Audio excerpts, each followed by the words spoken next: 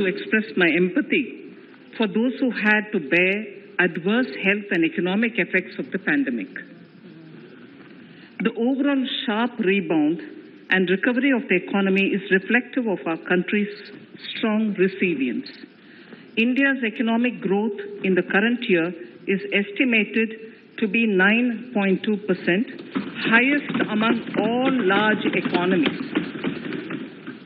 I recognize we are in the midst of an Omicron wave with high incidence but milder symptoms. Further, the speed and coverage of our vaccination campaign has helped greatly. With an accelerated improvement of health infrastructure in the past 2 years, we are in a strong position to withstand challenges. I am confident that with Sabka Prayas, we will continue our journey. We are marking Azadi Ka Amrit Mahotsav and have entered into Amrit Kal. We are marking Azadi Ka Amrit Mahotsav lead up to and have entered into Amrit Kal, the 25-year Prime Minister lead up Independence Day India at 100 had set out the vision for Honorable Prime Minister in his Independence Day address by achieving certain goals set out the vision for during India at 100. Our government aims to attain certain goals. They are during Amrit Kal, complementing the macroeconomic level growth they are with a microeconomic level welfare focus, with a microeconomic level all-inclusive and welfare focus, technology promoting digital economy, energy and fintech and climate-enabled development, relying on transition and climate from action, private investment, and with relying on virtuous cycle helping to crowd in private investment, with public capital investment helping to crowd in private investment. Our government's focus has been on empowerment of citizens. Our government's focus has been on empowerment measures of have included programs the poor that have provided housing, measures have included gas programs and access that have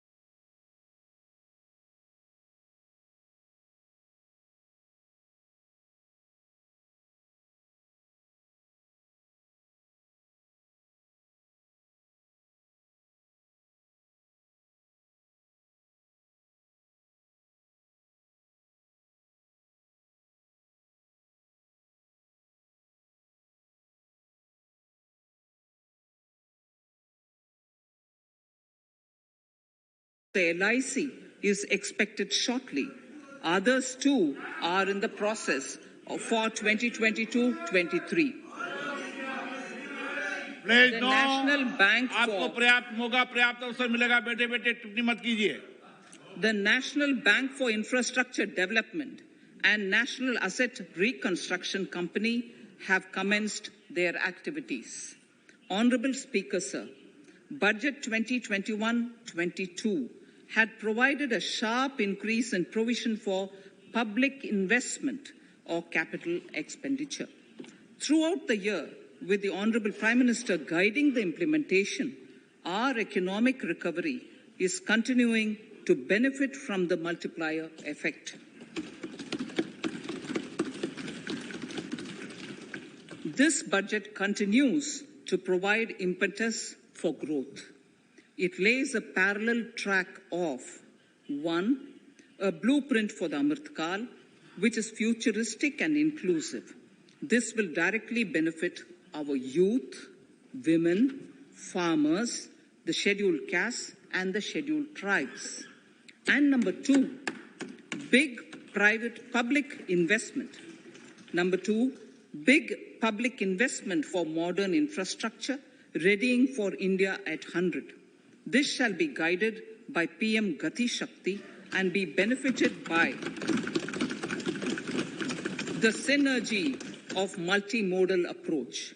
Moving forward on this parallel track, we lay the following 4 priorities: PM Gati Shakti, inclusive development, productivity enhancement and investment, sunrise opportunities, energy transition, and climate action, and 4, financing of investments.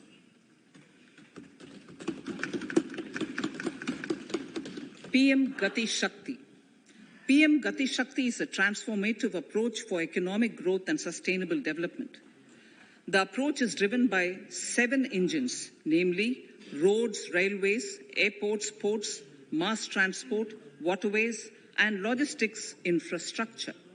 All 7 engines will pull forward the economy in unison. These engines are supported by the complementary roles of energy transmission, IT communication, bulk water and sewerage, and social infrastructure. Finally, the approach is powered by clean energy and Sabka Prayas, the efforts of the central government, the state governments, and the private sector together, leading to a huge job and entrepreneurial opportunities for all, especially the youth. PM Gati Shakti Master Plan, National Master Plan. The scope of PM Gati Shakti National Master Plan will encompass the 7 engines for economic transformation, seamless multimodal connectivity, and logistics efficiency. It will also include the infrastructure development by the state governments as per Gati Shakti Master Plan. The focus will be on planning, financing, including through innovative ways, use of technology, and speedier implementation.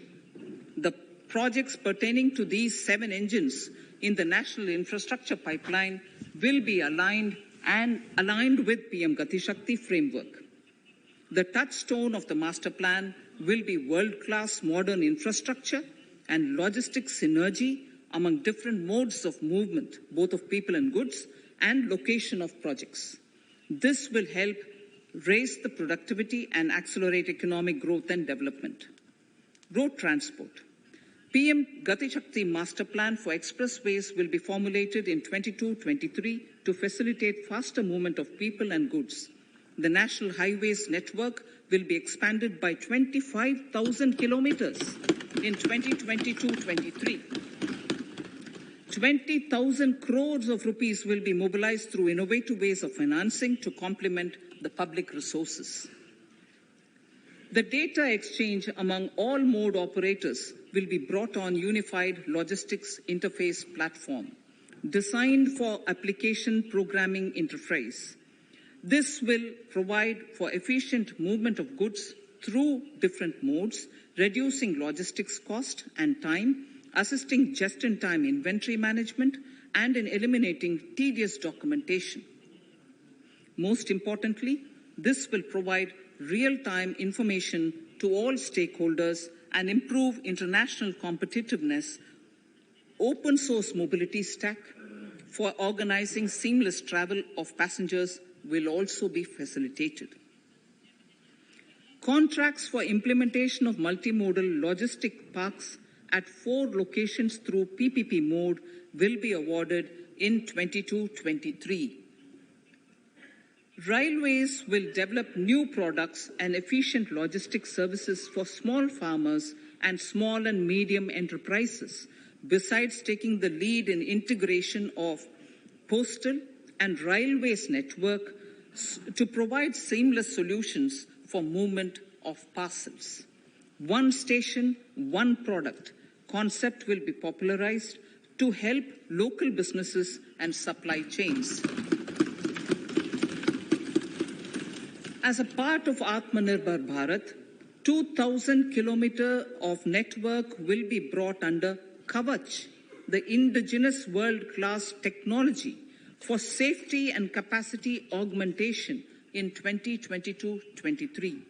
400 new generation Vande Bharat trains will better energy efficiency and passenger riding experience will be developed and manufactured during the next 3 years. 100 PM Gati Shakti cargo terminals for multimodal logistics facilities will be developed during the next 3 years.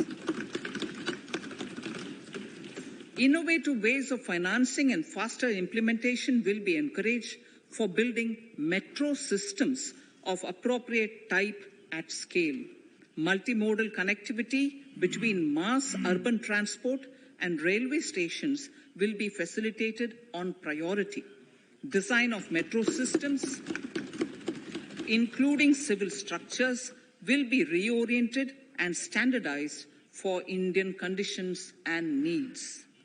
Parvat Mala, as a preferred ecologically sustainable alternative to conventional roads in difficult hilly areas, National Ropeways Development Program will be taken up on PPP mode.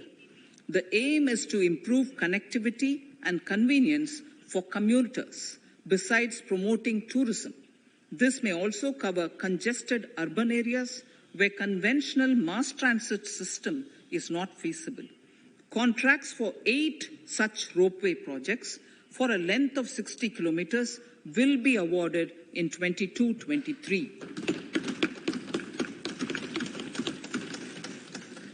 With technical support from the Capacity Building Commission, central ministries, state governments, and their infra agencies will have their skills upgraded. This will ramp up capacity in planning, design, financing, including innovative ways, and implementation management of the PM Gati Shakti infrastructure projects. Inclusive development, our second priority. Agriculture. The procurement of wheat in Rabi 21-22 and the estimated procurement of paddy in Kharif 21-22 will cover 1,208 lakh metric tons of wheat and paddy from 163 lakh farmers, and 2.37 lakh crores will be the direct payment of MSP value to their accounts. Chemical-free natural farming will be promoted throughout the country with a focus on farmers' lands in 5-kilometer wide corridors along the river Ganga at the first stage. 2023 has been announced as the International Year of Millets. Support will be provided for post-harvest value addition, enhancing domestic consumption, and for branding millet products nationally and internationally. To reduce our dependence on import of oil seeds, a rationalized and comprehensive scheme to increase domestic production of oil seeds will be implemented. For delivery of digital and high-tech services to farmers, with involvement of public sector research and extension institutions, along with private agri-tech players and stakeholders of agri-value chains, a scheme in PPP mode will be launched.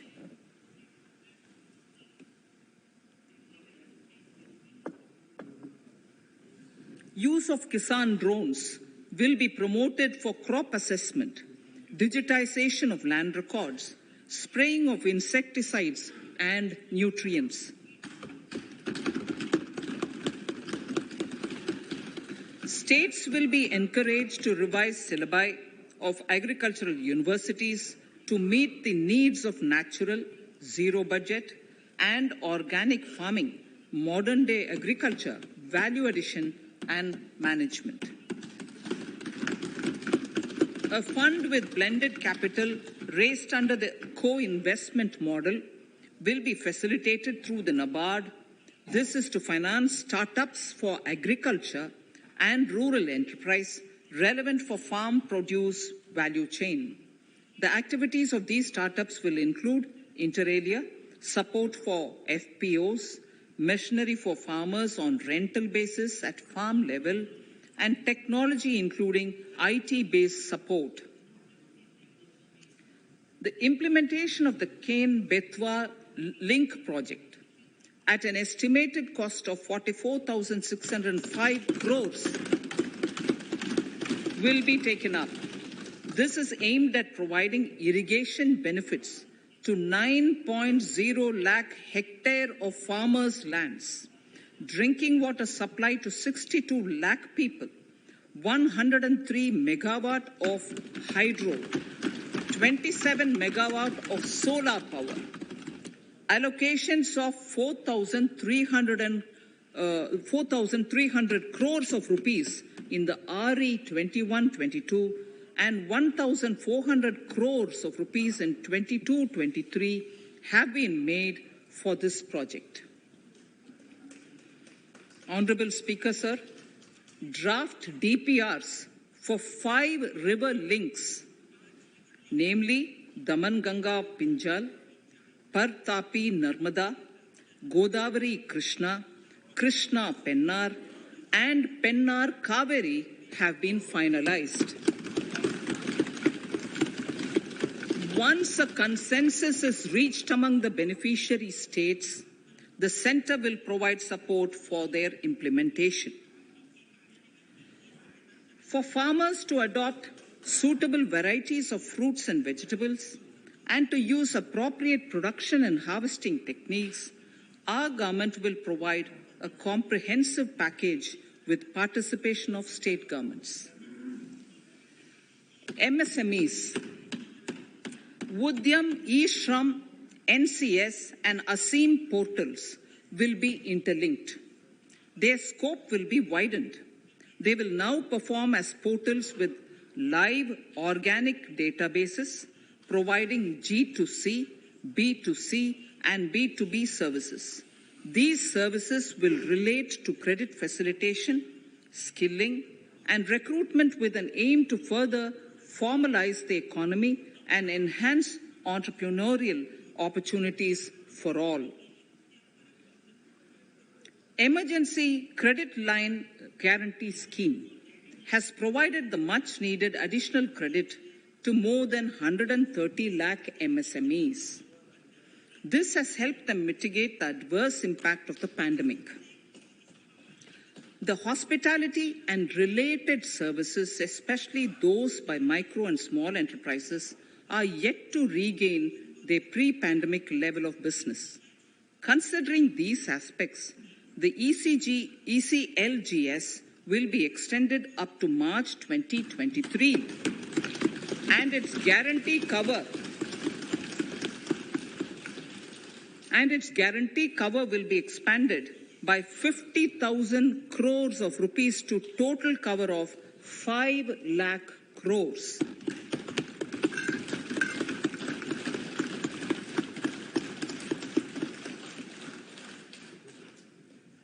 With the additional amount being earmarked exclusively for the hospitality and related sectors. Credit Guarantee Trust for Micro and Small Enterprises, CGT-MSE, scheme will be revamped with required infusion of funds. This will facilitate additional credit of 2 lakh crore for micro and small enterprises and expand employment opportunities.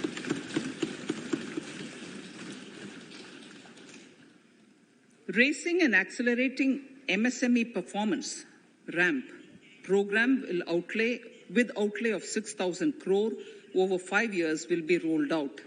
This will help MSME sector become more resilient, competitive, and efficient.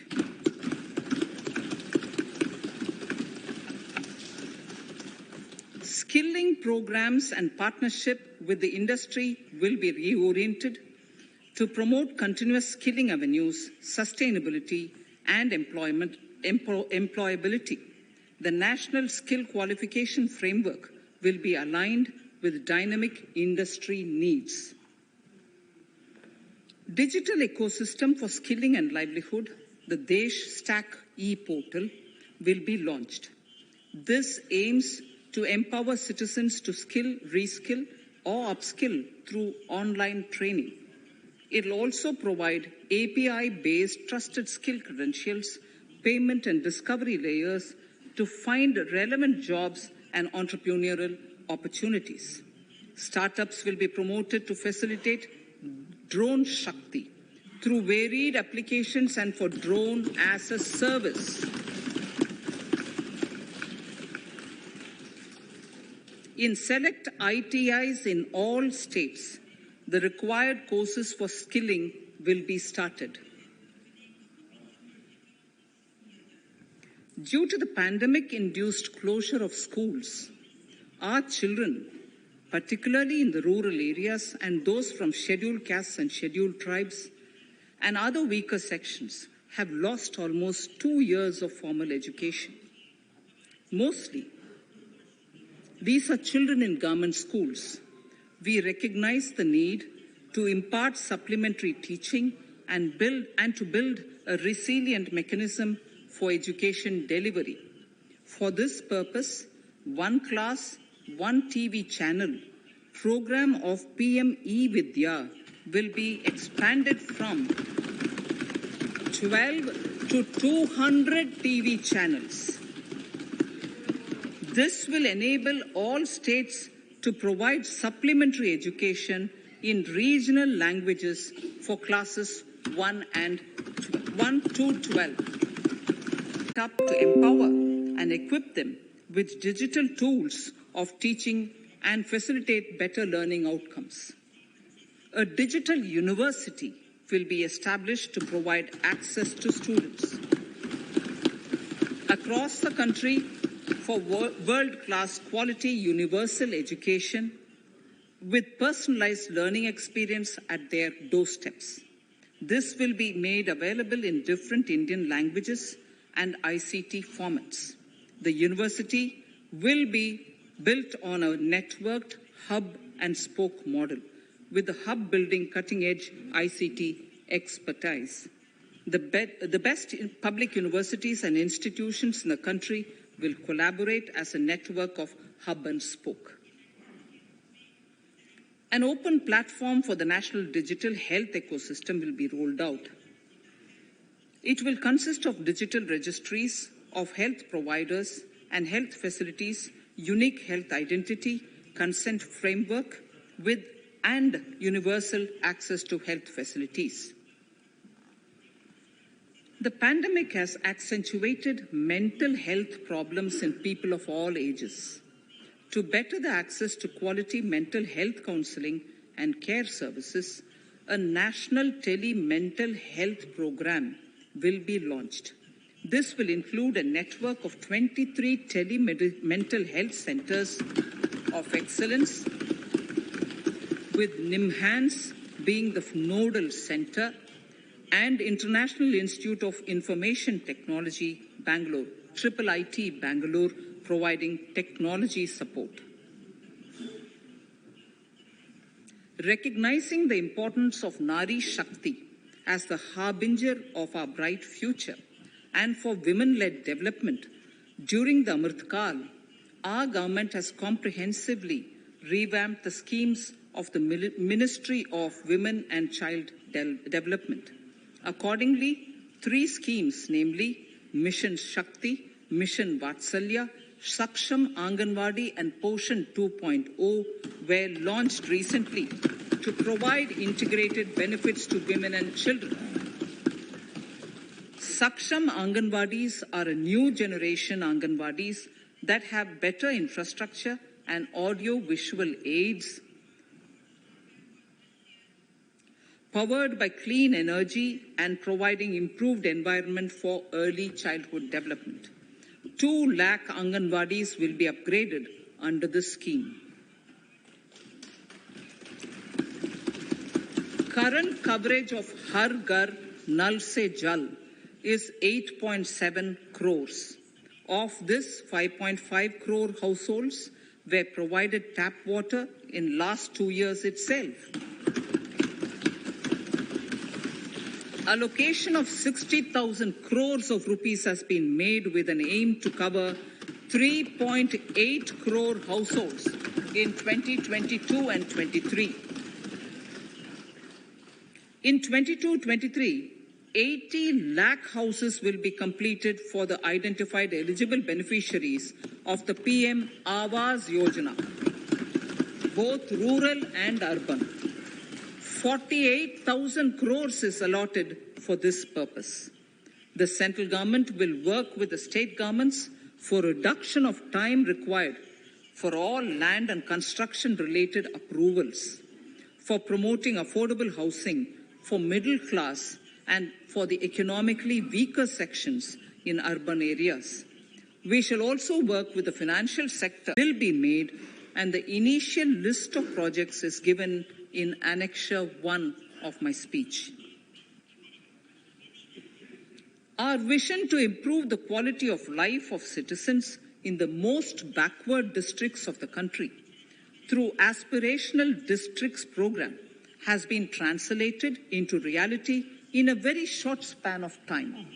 95% of those 112 districts have made significant progress in key sectors such as health, nutrition, financial inclusion, and basic infrastructure. They have surpassed even some of the state average values.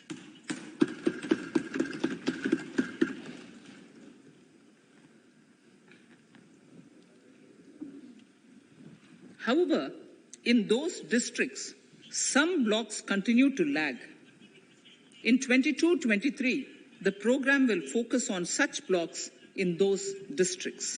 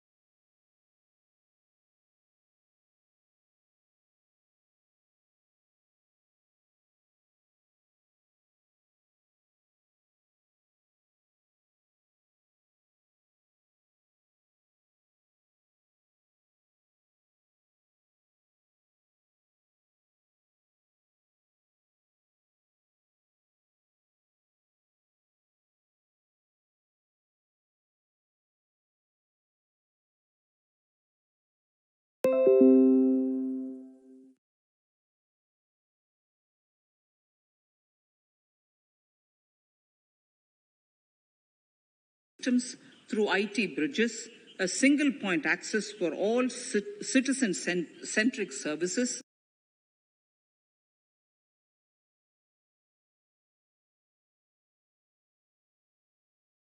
standardization and removal of overlapping compliances. crowdsourcing of suggestions, and ground-level assessment of the impact with active involvement of citizens and businesses will be encouraged. A single window portal, Parivesh, for all green clearances was launched in 2018. It has been instrumental in reducing the time required for approvals significantly. The scope of this portal will be expanded to provide information to the applicants based on location of units. Information about specific approvals will be provided. It will enable application for all 4 approvals through a single form and tracking of the process through Centralized Processing Center Green, CPC Green. E-passports. The issuance of e-passports using embedded chip and futuristic technology will be rolled out in 22-23 to enhance the convenience for the citizens in their overseas travel. By the time of India at 100, nearly half our population is likely to be living in urban areas.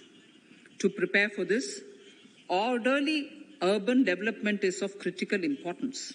This will help realize the country's economic potential, including livelihood opportunities for the demographic dividend. For this, on the one hand, we need to nurture the megacities and their hinterlands to become current centers of economic growth. On the other, we need to facilitate Tier 2 and Tier 3 cities to take on the mantle in the future. This would require us to reimagine our cities into centers of sustainable living with opportunities for all, including women and our youth. For this to happen, urban planning cannot continue with a business-as-usual approach.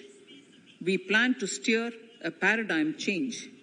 A high-level committee of reputed urban planners, urban economists, and institutions will be formed to make recommendations on urban sector policies, capacity building, planning, implementation, and governance.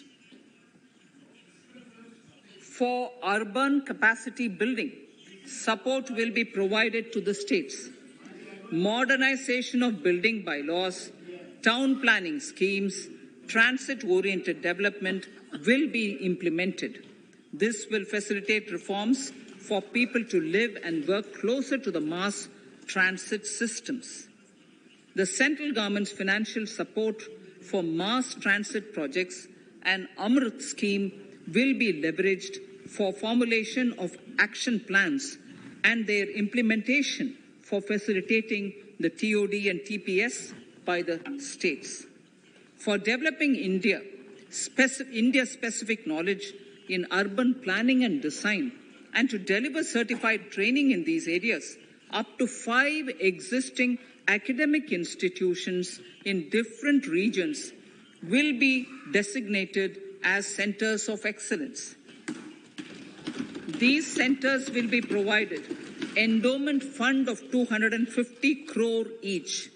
In addition, the AICTE will take the lead to improve syllabi, quality and access of urban planning courses in other institutions. We will promote a shift to use of public transport in urban areas. This will be complemented by clean tech and governance solutions, special mobility zones with zero fossil fuel policy and EV vehicles.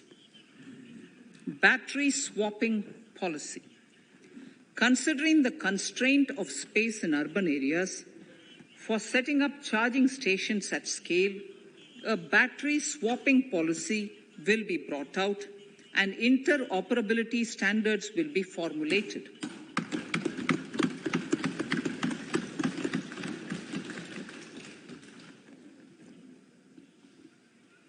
The private sector will be encouraged to develop sustainable and innovative business models for battery or energy as a service.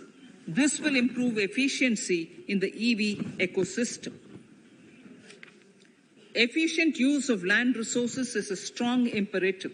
States will be encouraged to adopt unique land parcel identification number to facilitate IT-based management of records. The facility for transliteration of land records across any of the Schedule 8 languages will also be rolled out. The adoption of linkage with National Generic Document Registration System, NGDRS, with the One Nation, One Registration software will be promoted as an option for uniform process of registration and anywhere registration of deeds and documents. Necessary amendments in the code IBC will be carried out to enhance the efficiency of the resolution process and facilitate cross-border insolvency resolution. Accelerated corporate exit. Several IT-based systems have been established for accelerated registration of new companies. Now the Center for Processing Accelerated Corporate Exit, CPACE, will process re-engineering, will be established to facilitate and speed up the voluntary winding up of these companies from the currently required 2 years to less than 6 months. Government procurement. Government rules have recently been modernized for the needs of Amritkal. The new rules have benefited from the inputs from various stakeholders. The modernized rules allow use of transparent quality criteria besides cost and evaluation of complex tenders. Provisions have been made for payment of 75% of running bills mandatorily within 10 days and for encouraging settlements of disputes through conciliation. As a further step to enhance transparency and to reduce delays in payments, a completely paperless, end-to-end online e-bill system will be launched for use by all central ministries for their procurements. The system will enable the suppliers and contractors to submit online their digitally signed bills and claims and track their status from anywhere. To reduce indirect cost for suppliers and work contractors, the use of surety bonds as a substitute for bank guarantee will be made acceptable in government procurements. Business such as gold imports may also find this useful. IRDAI, insurance regulator, has given the framework for issue of surety bonds by insurance companies. AVGC Promotion Task Force. The animation, visual effects, gaming, and comic, the AVGC sector, offers immense potential to employ youth. An AVGC Promotion Task Force with all stakeholders will be set up to recommend ways to realize this and build domestic capacity for serving our markets and the global demand. Telecom sector. Telecommunications in general and 5G technology in particular can enable growth and offer job opportunities. Required spectrum auctions will be conducted in 2022 to facilitate rollout of 5G's mobile services within 2022-23 by private telecom providers. A scheme for design-led manufacturing will be launched to build a strong ecosystem for 5G as part of the production-linked incentive scheme. To enable affordable broadband and mobile service proliferation in rural and remote areas, 5% of annual collections under the Universal Service Obligation Fund will be allocated. This will promote R&D and commercialization of technologies and solutions. Our vision is that all villages and their residents should have the same access to e-services, communication facilities, and digital resources as urban areas and their residents. The contracts for laying optical fiber in all villages, including remote areas, will be awarded under the BharatNet project through PPP in 22 and 23. Completion is expected in 2025. Measures will be taken to enable better and more efficient use of the optical fiber. Export promotion.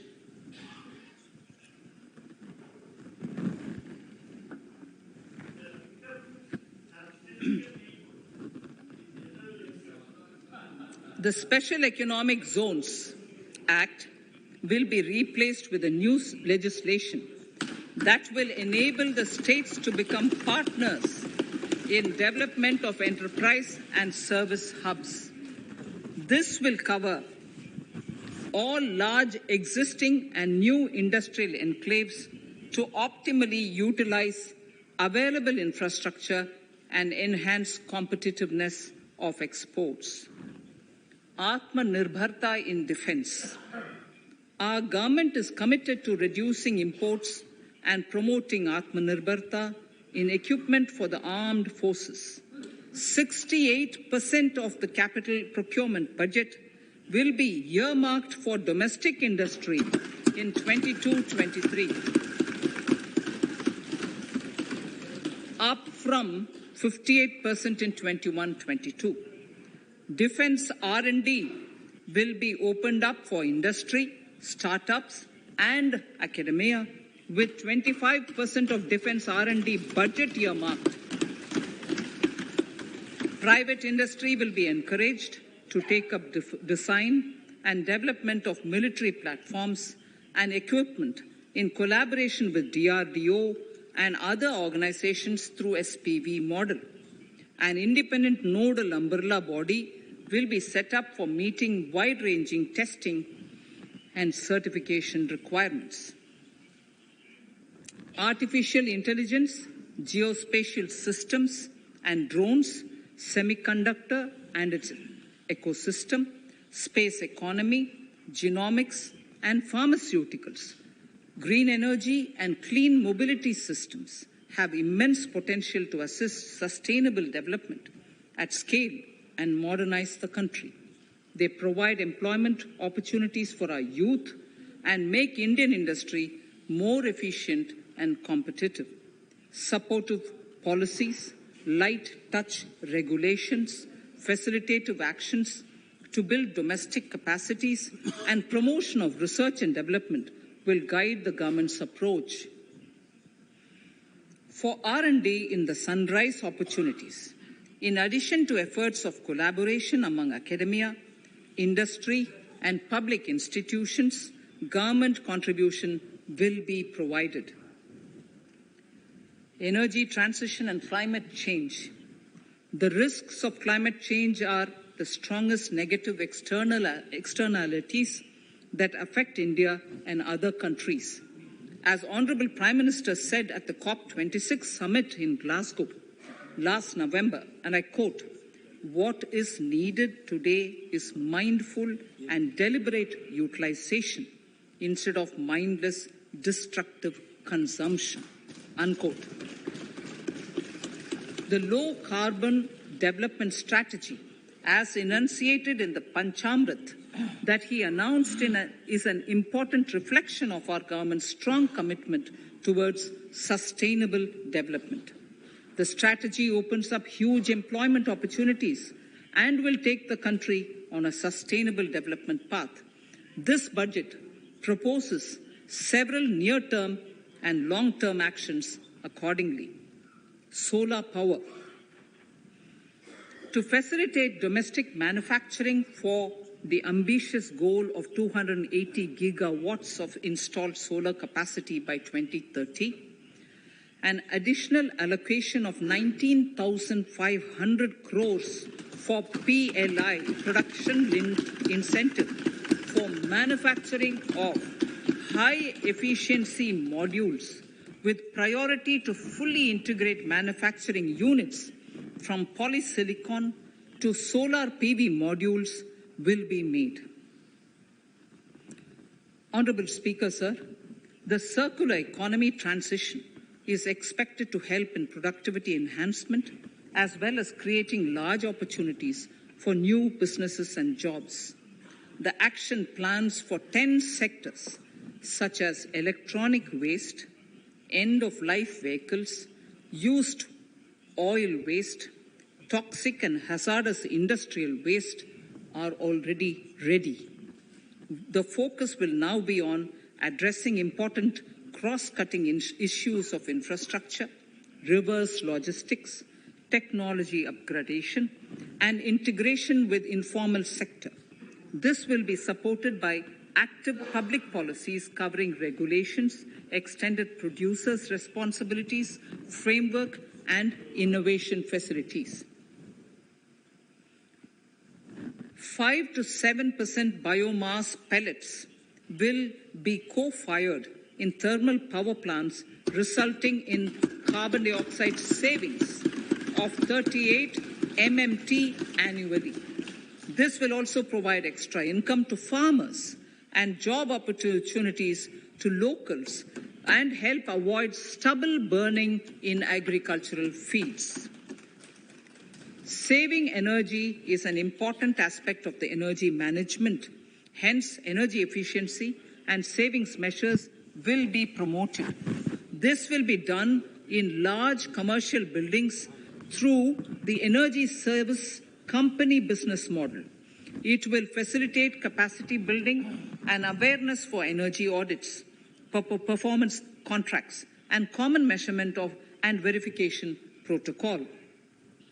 4 pilot projects for coal gasification and conversion of coal into chemicals required for the industry will be set up to evolve technical and financial viability. The policies and required legislative changes to promote agroforestry and private forestry will be brought in. In addition, financial support will be provided to farmers belonging to scheduled castes and scheduled tribes who want to take up agroforestry.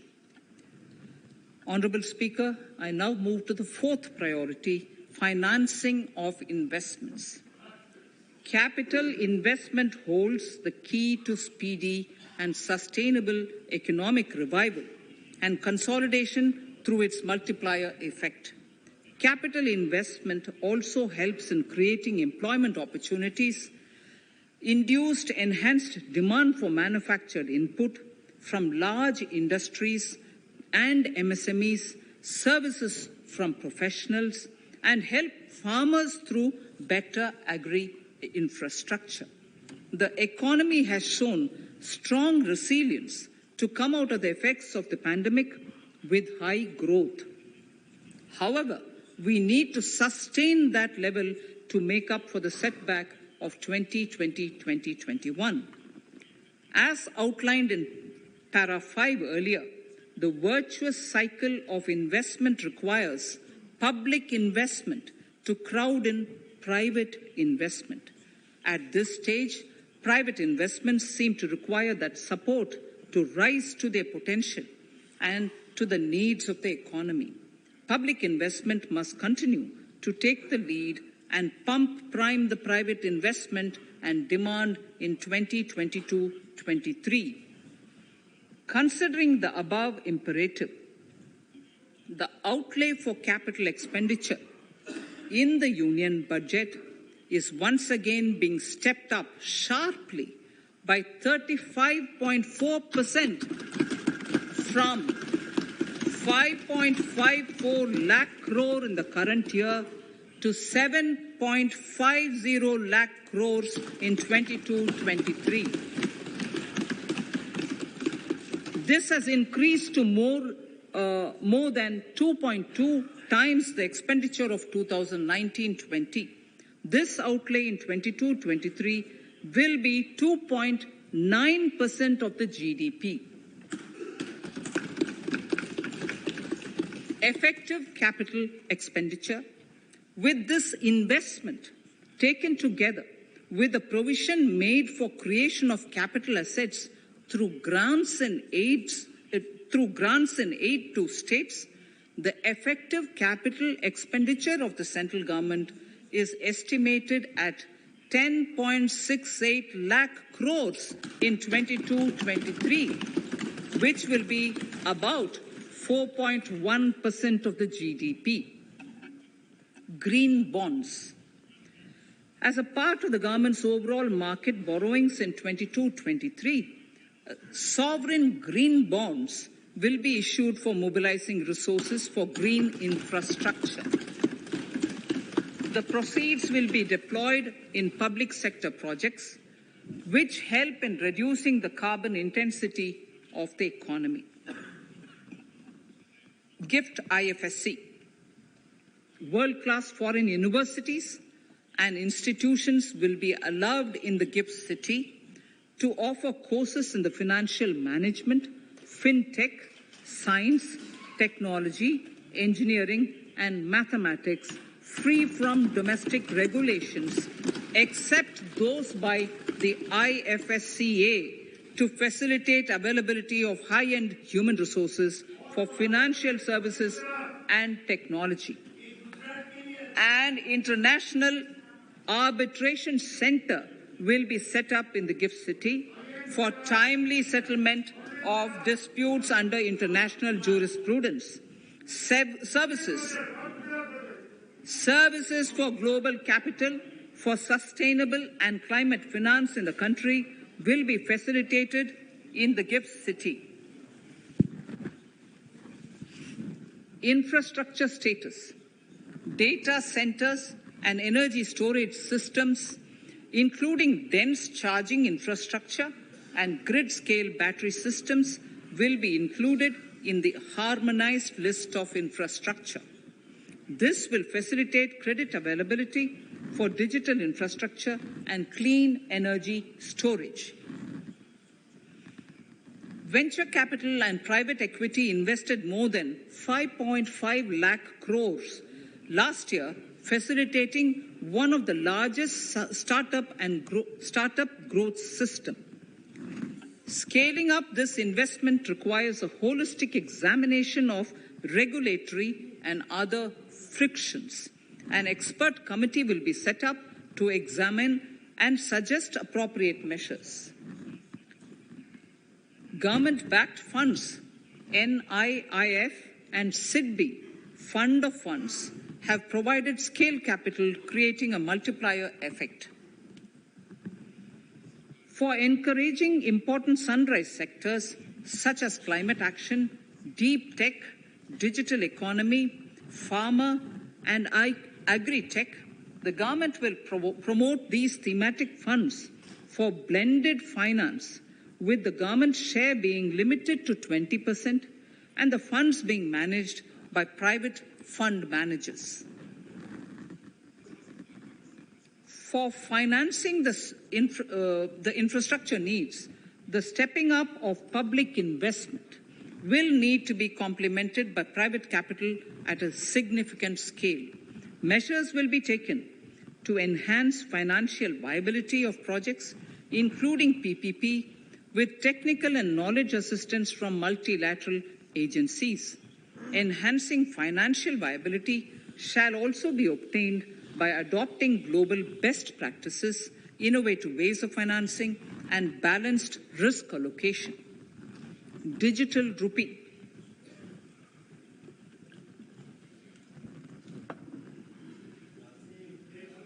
Introduction of a central bank digital currency will give a big boost to digital economy. Digital currency will also lead to a more efficient and cheaper currency management system. It is therefore proposed to introduce digital rupee using blockchain and other technologies to be issued by the Reserve Bank of India starting 2022 and 23. Financial assistance to states for capital investment.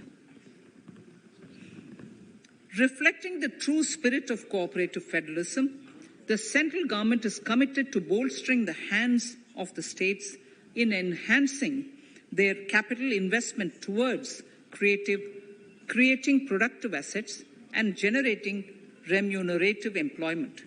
The scheme for financial assistance to states for capital investment has been extremely well received by the states.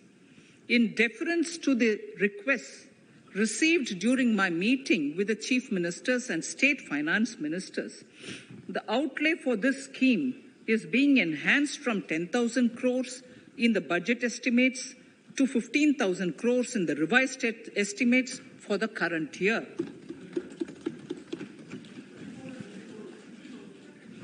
For 22-23,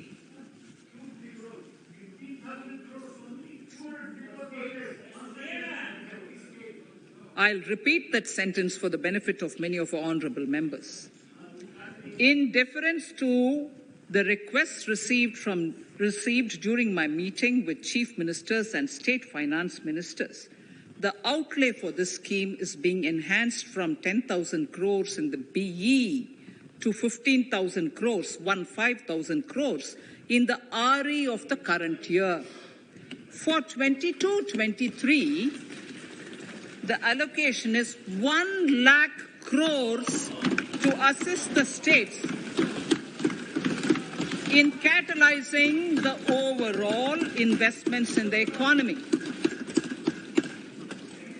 These 50-year interest-free loans are over and above the normal borrowings allowed to the states,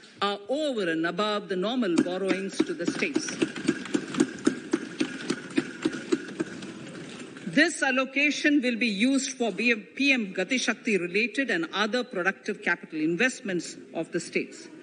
It will also include components for supplemental funding for priority segments of PM Gram Sadak Yojana, including support for the state share, digitization of the economy, including digital payments and completion of OFC network, and reforms related to building bylaws, town planning schemes, transit-oriented development, and transferable development rights. In 22-23, in accordance with the recommendations of the 15th Finance Commission, the states will be allowed a fiscal deficit of 4% of the GSDP, of which 0.5% will be tied to power sector reforms, for which the conditions have already been communicated in 21-22. Fiscal management.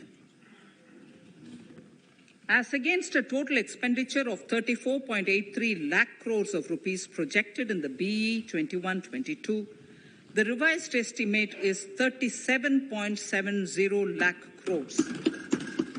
The revised estimate of capital expenditure is 6.3 lakh crores of rupees. This includes an amount of 51,971 crores towards settlement of outstanding guaranteed liabilities of Air India and its other sundry commitments. Coming to the budget estimates, Honourable Speaker, sir, the total expenditure in 22-23 is estimated at 39.45 lakh crores, while the total receipts other than borrowings are estimated at 22.84 lakh crores of rupees.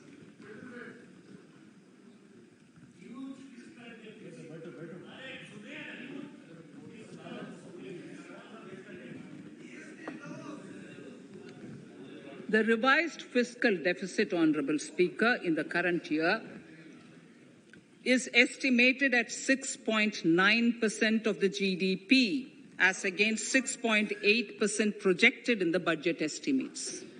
The fiscal deficit in 22-23 is estimated at 6.4% of the GDP, which is consistent with the broad path of the fiscal consolidation announced by me last year to reach a fiscal deficit level below 4.5% by 25-26. While setting the fiscal deficit level in 22-23, I am conscious of the need to nurture growth through public investment to become stronger and sustainable. I will now move to part B of my speech.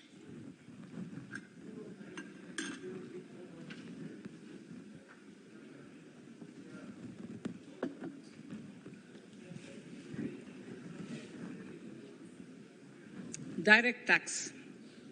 Honorable Speaker, sir, I take this opportunity to thank all the taxpayers of our country who have contributed immensely and strengthened the hands of the government in helping their fellow citizens in this hour of need. So I have brought in a little verse from the Mahabharata. I won't spend more time reading because I would like the speech to get enough time. However, the substance of it is the king must make arrangements for yoga kshema, which is the welfare of the populace, by way of abandoning any laxity and by governing the state in line with dharma, along with collecting taxes which are in consonance with dharma. This is Mahabharata Shanti Parva Adhyaya, Shloka 11 from 72. Drawing wisdom from our ancient texts, we continue on the path to progress. The proposals in this budget, while continuing with our declared policy of stable and predictable tax regime, intend to bring more reforms that will take ahead our vision to establish a trustworthy tax regime. This will further simplify the tax system, promote voluntary compliance by taxpayers, and reduce litigation. Introducing new updated return. India is growing at an accelerated pace and people are undertaking multiple financial transactions. The Income Tax Department has established a robust framework of reporting of taxpayers' transactions. In this context, some taxpayers may realize that they have committed omissions or mistakes in correctly estimating their income for tax payment. To provide an opportunity to correct such errors, I am proposing a new provision permitting taxpayers to file an updated return on payment of additional tax. This updated return can be filed within 2 years from the end of the relevant assessment year.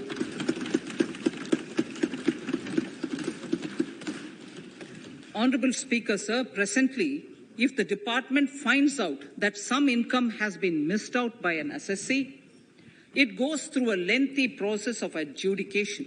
Instead, with this proposal now, there will be a trust repost in the taxpayers that will enable the assessee herself to declare the income that she may have missed out earlier while filing her return.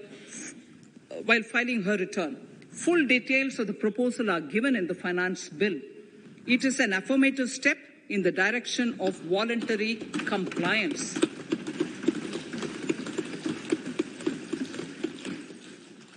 Reduced alternative minimum tax rate and surcharge for cooperatives. Currently, cooperative societies are required to pay alternate minimum tax at the rate of 18 and 1.5%. However, companies pay the same rate, which is the alternate minimum tax, at the rate of 15%. To provide a level playing field between cooperative societies and companies, I propose to reduce this rate for the cooperative societies also to 15%. Honorable Speaker, sir, I also propose to reduce the surcharge on cooperative societies from the present 12% to 7% for those having total income of more than 1 crore and up to 10 crores. This would help in enhancing income of cooperative societies and its members who are mostly from the rural and from farming communities. tax relief to persons with disability.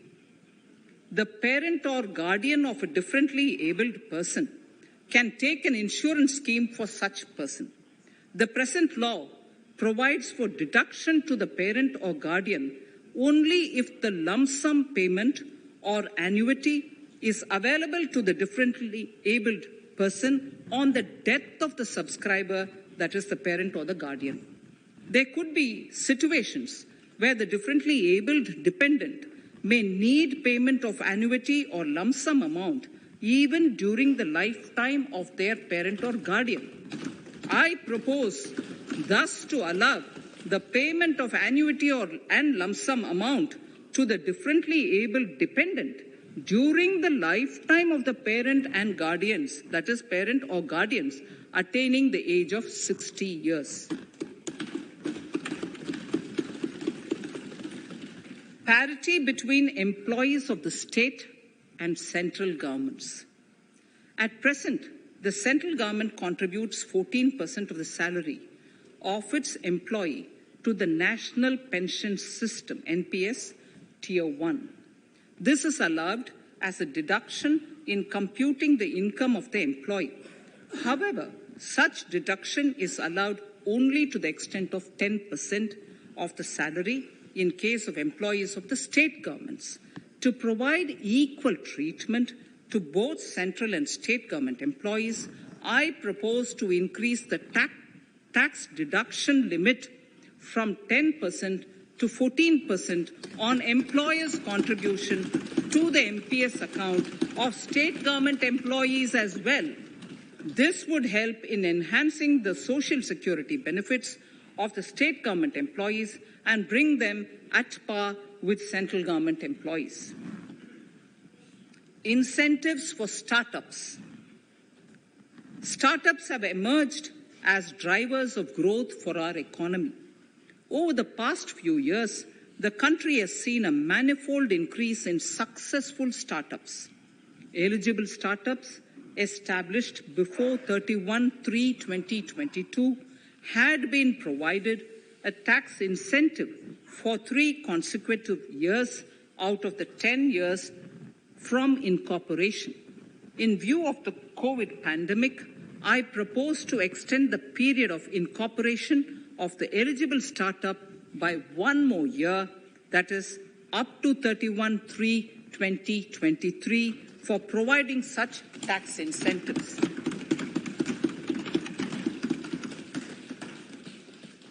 Incentives for newly incorporated manufacturing entities under concessional tax regime. In an effort to establish a global competitive business environment for certain domestic companies, a concessional tax regime of 15% was introduced by our government for newly incorporated domestic manufacturing companies. I propose to extend the last date for commencement of manufacturing or production under Section 115B(ab) by 1 more year, that is from 31st March 2023 to 31st March 2024.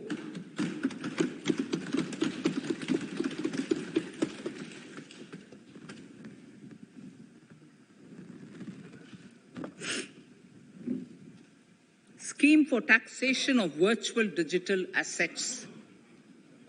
There has been a phenomenal increase in transaction in virtual digital assets. The magnitude and frequency of these transactions have made it imperative to provide for a specific tax regime. Accordingly, for the taxation of virtual digital assets, I propose to provide that any income from transfer of any virtual digital asset shall be taxed at the rate of 30%. No deduction in respect of any expenditure or allowance shall be allowed while computing such income except cost of acquisition. Further, loss from transfer of virtual digital asset cannot be set off against any other income.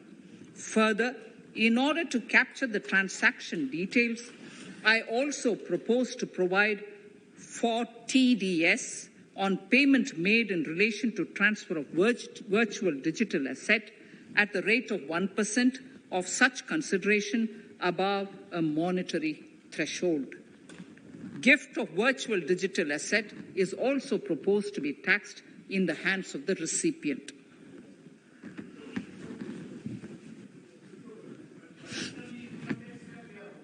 Litigation management to avoid repetitive appeals by the department. It has been observed that a lot of time and resources are consumed in filing of appeals which involve identical issues. Taking forward our policy of sound litigation management, I propose to provide that if a question of law in the case of an assessee is identical to a question of law which is pending in the appeal before a jurisdictional high court or Supreme Court, in any case, the filing of further appeal in the case of this assessee by the department shall be deferred till such a question of law is decided by the jurisdictional high court or the Supreme Court. This will greatly help in reducing the repeated litigation between taxpayer and the department. Taking forward our efforts to further promote the IFSC, I hereby propose to provide that income of a non-resident from offshore derivative instruments or over-the-counter derivatives issued by an offshore banking unit, income from royalty and interest on account of lease of ship, and income received from portfolio management services in IFSC shall be exempt from tax subject to specified conditions. Rationalization of surcharge. In the globalized business world, there are several work contracts whose terms and conditions mandatorily require formation of a consortium. The members in the consortium are generally companies. In such cases, the income of these AOPs has to suffer a graded surcharge up to 37%, which is a lot more than surcharge on the individual companies.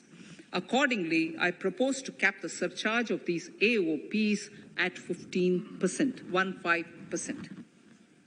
Further, the long-term capital gains on listed equity shares, units, etc., are liable to maximum surcharge of 15%, while other long-term capital gains are subjected to a graded surcharge, which goes up to 37%. I propose to cap the surcharge on long-term capital gains arising on transfer of any type of assets at 15%. This step will give a boost to startup community, and along with my proposal on the extended tax benefits to manufacturing companies and startups, reaffirms our commitment to Atmanirbhar Bharat. Clarification in relation to health and education cess as business expenditure.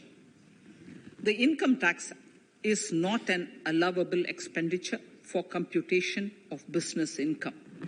This includes tax as well as surcharges. The health and education cess is imposed as an additional surcharge on the taxpayer for funding specific government welfare programs. However, some courts have allowed health and education cess as business expenditure, which is against the legislative intent. To reiterate the legislative intent, I propose to clarify that any surcharge or cess on income and profits is not allowable as business expenditure. Deterrence against tax evasion.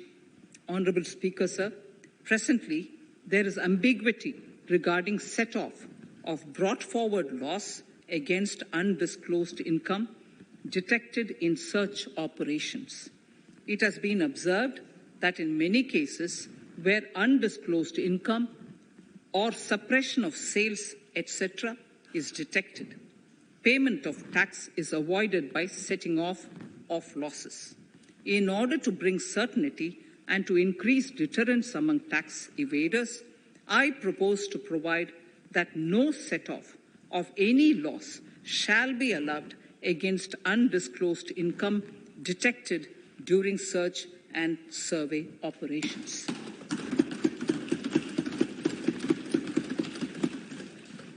It has been noticed that as a business promotion strategy, there is a tendency on businesses to pass on benefits to their agents. Such benefits are taxable in the hands of the agents. In order to track such transactions, I propose to provide for tax deduction by the person giving benefits if the aggregate value of such benefits exceeds 20,000 rupees during the financial year. A few other changes are being made, the details of which are there in the finance bill. Indirect taxes. So remarkable progress in GST. GST has been a landmark reform of independent India, showcasing the spirit of cooperative federalism. While aspirations were high, there were huge challenges too. These challenges were overcome deftly and painstakingly under the guidance and the oversight of the GST Council. We can now take pride in a fully IT-driven and progressive GST regime that has fulfilled the cherished dream of India as one market, one tax. There are still some challenges remaining, and we aspire to meet them in the coming year. The right balance between facilitation and enforcement has engendered significantly better compliance, and enforcement has engendered better compliance. GST revenues are buoyant despite the pandemic. I would bring in something which I've got to know this morning, not part of my speech, but worth putting in here for the knowledge of the Honourable House. I would like to bring to the notice of this House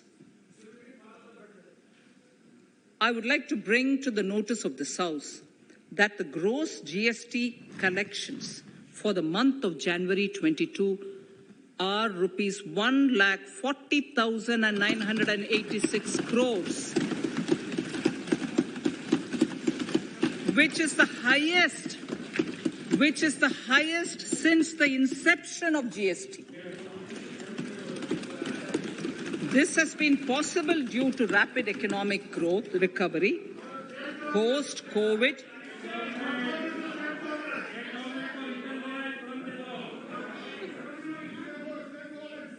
This has been possible due to the rapid economic recovery post-COVID, as well as various policy and administration undertaken by central and state tax administrations. Taxpayers deserve applause for this growth. Not only did they adapt to the changes, but enthusiastically contributed to the cost of paying taxes. Special economic zones. In part A of my speech, I have referred to the proposed reforms in SEZs. Alongside, we will also undertake reforms in customs administration of SEZs, and it shall henceforth be fully IT-driven and function on the Customs National Portal with a focus on higher facilitation and with only risk-based checks.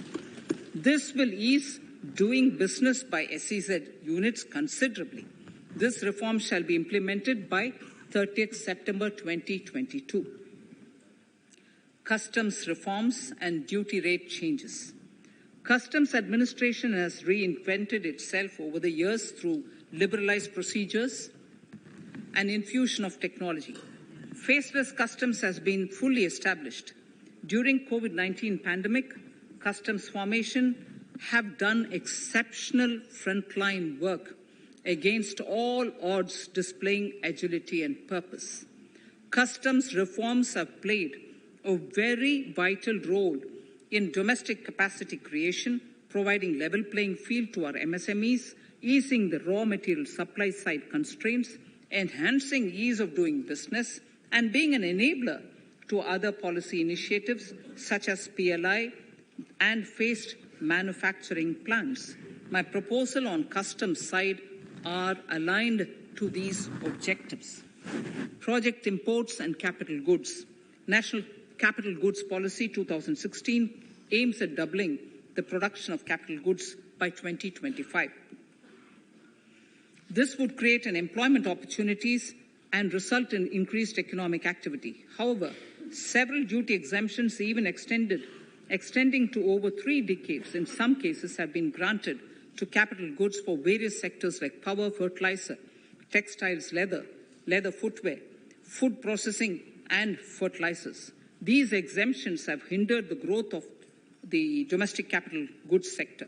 Similarly, project import duty concessions have also deprived the local producers of a level playing field in areas like coal mining projects, power generation, transmission or distribution projects, railway and metro projects. Our experience suggests that reasonable tariffs are conducive to the growth of domestic industry and make in India without significantly impacting the cost of essential imports. Accordingly, Honourable Speaker, Sir, it is proposed to phase out the concessional rates in capital goods and project imports gradually and apply a moderate tariff of 7.5%. Certain exemptions for advanced machineries that are not manufactured within the country shall continue. A few exemptions are being introduced on inputs like specialized castings, ball screw, and linear motion guide to encourage domestic manufacturing of capital goods. In the last 2 budgets, we have rationalized several customs exemptions. We have once again carried out an extensive consultation, including by crowdsourcing. As a result of these consultations, more than 350 exemption entries are proposed to be gradually phased out. These include exemptions on certain agricultural produce,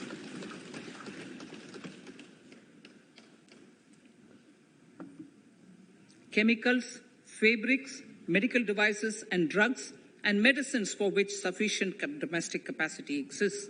Further, as a simplification measure, several concessional rates are being incorporated in the customs tariff schedule itself instead of prescribing them through various notifications. This comprehensive review will simplify the customs rate and tariff structure, particularly for sectors like chemicals, textiles, and metals, and minimize disputes. Removal of exemption on items which are or can be manufactured in India and providing concessional duties on raw material that go into manufacturing of intermediate products will go many a step forward in achieving our objective of Make in India and Atmanirbhar Bharat. I shall now take up specific sector-specific proposals. Electronics. Electronic manufacturing has been growing rapidly. Customs duty rates are being calibrated to provide a graded rate structure to facilitate domestic manufacturing of wearable devices, hearable devices, and electronic smart meters. Duty concessions are being given to parts of transformer of mobile phone chargers and camera lens of mobile camera module and certain other such items. This will enable domestic manufacturing of high-growth electronic items. Gems and jewelry. To give a boost to the gems and jewelry sector, customs duty on cut and polished diamonds and gemstones is being reduced to 5%. Simply sawn diamond would attract nil customs duty. To facilitate export of jewelry through e-commerce, a simplified regulatory framework shall be implemented by June this year. To disincentivize import of undervalued imitation jewelry, the customs duty on imitation jewelry is being prescribed in a manner that a duty of at least 400 rupees per kg is paid on its import. Chemicals. Customs duty on certain critical chemicals, namely methanol, acetic acid, and heavy feedstocks for petroleum refining are being reduced, while duty is being raised on sodium cyanide, for which adequate capacity in the domestic arena exists. These changes will help in enhancing domestic value addition. MSMEs. Duty on umbrellas is being raised to 20%.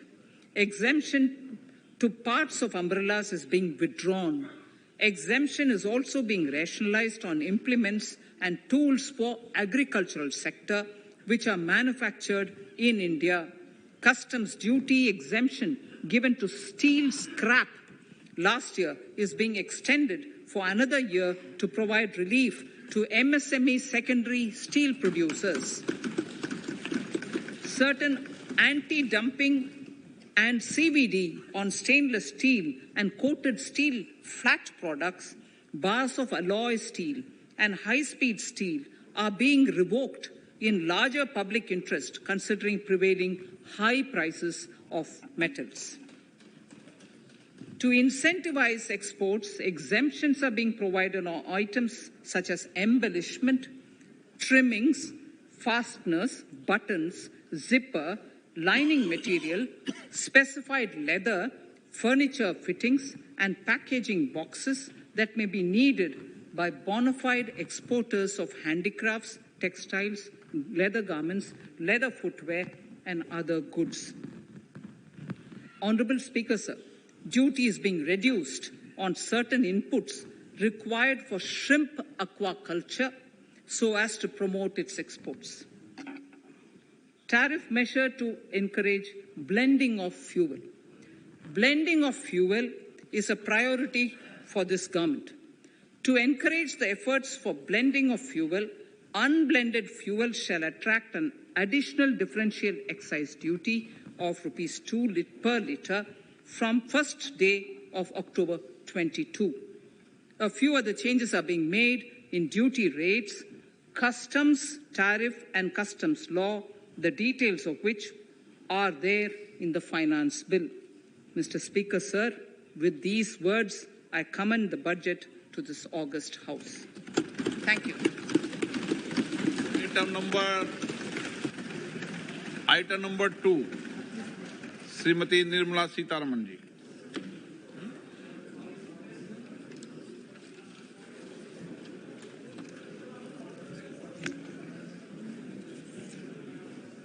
Sir, with your permission, I rise to lay on the table the following statements under Section 3(1) of the Fiscal Responsibility and Budget Management FRBM Act 2003, Medium-Term Fiscal Policy cum Fiscal Policy Strategy Statement and Macroeconomic Framework Statement.